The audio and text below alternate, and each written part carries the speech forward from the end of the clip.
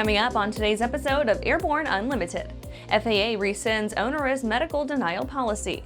Aviation weather services take a hit amid budget cuts. NFL team wins $3.4 million from charter company.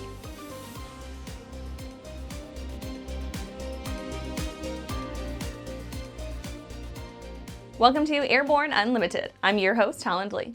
Let's get into today's stories. FAA rescinds onerous medical denial policy. The FAA announced that the agency will not move ahead with its policy of issuing denials of incomplete medical applications, when the prior long-standing policy was to defer them until the applications were complete.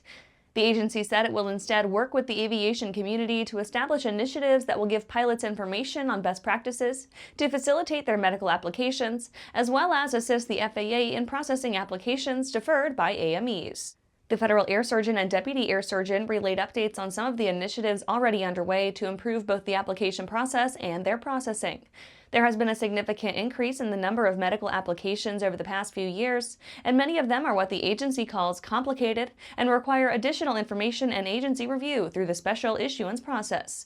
The agency explains that up to half of those cases, which are required to be deferred by the AME, are incomplete and require even further communication between the FAA and applicant. Medical advocacy groups, including the EAA and others, have focused on reducing the number of conditions or diagnoses that result in complicated applications. And the FAA responded by specifying more than 24 conditions that would have previously required special issuances, but have been classified as conditions AMEs can issue, or CACIs. After the break, FAA acts to reduce Airplane-Helo risks at LAS. Meet the first of a new generation of the M-Class family. The M700 Fury. An aircraft worthy of the name, an indomitable force. The M700 Fury transcends traditional limits.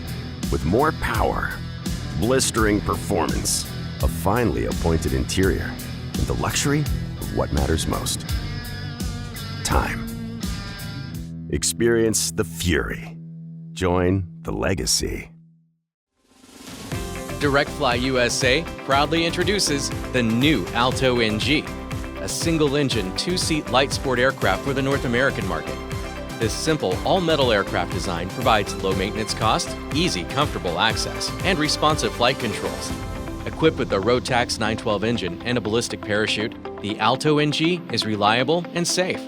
Learn more about the Alto NG at directflyusa.com. Welcome back. Now let's take a trip around the patch for some shorter stories. FAA acts to reduce Airplane-Helo risks at LAS. The FAA is revising actions it's taking in response to the January mid-air collision between a helicopter and commercial airliner at DCA. Some immediate actions were implemented to permanently restrict non-essential helicopter traffic and to eliminate mixed traffic in the vicinity of the airport. The FAA has begun examining other hotspot airports with charted routes for both helicopter and fixed-wing aircraft. The FAA first focused on Harry Reid International Airport in Las Vegas, Nevada, due to issues that emerged in the analysis. AirVenture 2025 to showcase Korean War-era aviation innovation. Aircraft of the Korean War era will be on prominent display at this year's EAA AirVenture fly-in.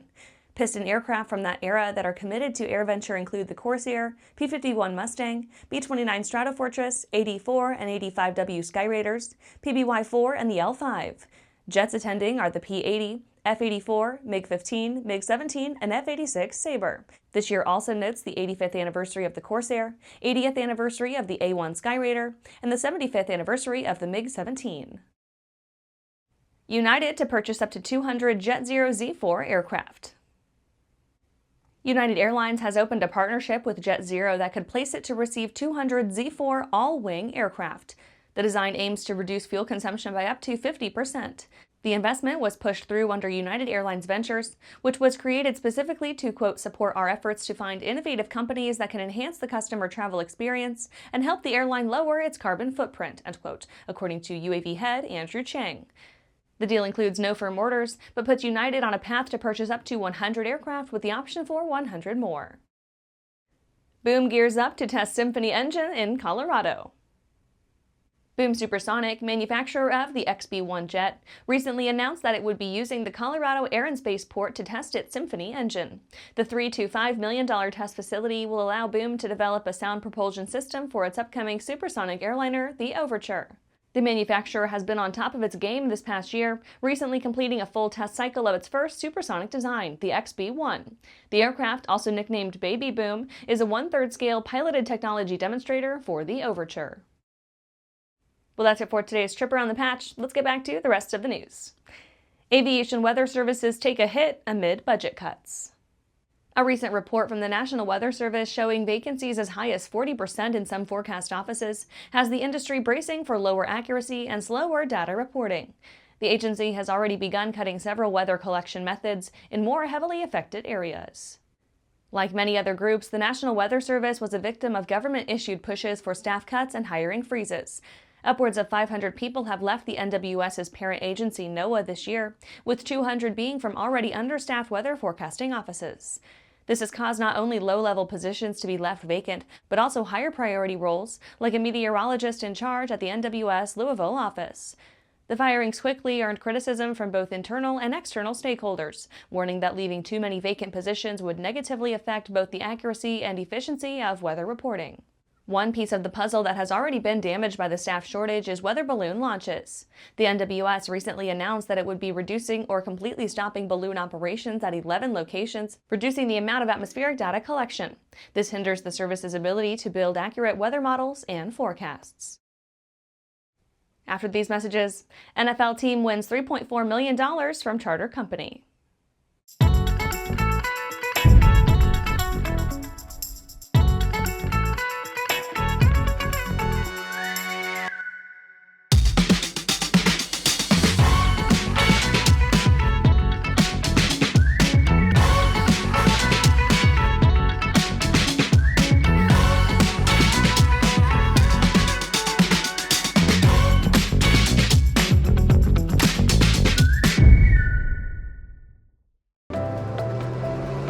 I'm currently using the Hartzel Talon, by far the best aerobatic propeller ever come out. I use the Trailblazer. It adds performance to the Super Decathlon and dependability, and it's rugged.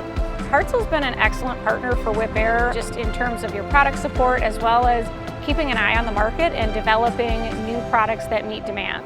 It's helping us all have better performing airplanes. It's such a proud honor to fly behind that propeller. Looking for a new generation of proven and efficient aviation power plants that boast modern engineering, electronic ignition, and both direct and gear drive systems? With 100 horsepower to 240 horsepower, the Skyline and Redline engines offer uncommon value in an overpriced industry.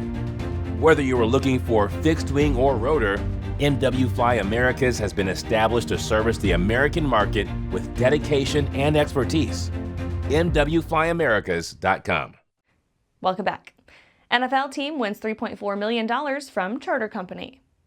Aviation charter company AeroVanti is adding to its long list of lost lawsuits, with sports teams being forced to hand over $3.4 million to the Tampa Bay Buccaneers. The case alleges that AeroVanti failed to pay its sponsorship fee. In December 2022, the Buccaneers announced that AeroVanti would become the team's exclusive private aviation partner. While the partnership didn't officially take effect until 2023, the AeroVanti name was immediately promoted. The deal hit its first public rough patch in June 2023 when AeroVanti ceased flight operations. Though it restarted flights in November 2024, the charter company had other problems. The NFL team claimed that AeroVanti failed to pay for a sponsorship to promote its services. This led the Buccaneers to file a lawsuit against AeroVanti on March 26, 2025. They set out for $3.4 million and received a stipulation for entry of a consent final judgment in their favor. Legal drama with sports teams is a major part of AeroVanti's reputation in the industry. In April 2024, the Tampa Bay Rays MLB team sued the private aviation membership company for failure to pay at least $880,000 in fees. The Chicago Cubs also sought a payout after AeroVanti, quote, left the team holding the bag for a promised sweepstakes that eventually forced the Cubs to pay out a $3 million settlement, end quote. And that's our show for today. You can catch episodes of Airborne on YouTube, Roku, or Fire TV. Just search for Aero-News or Airborne. And don't forget to follow us on social media. Thanks for watching.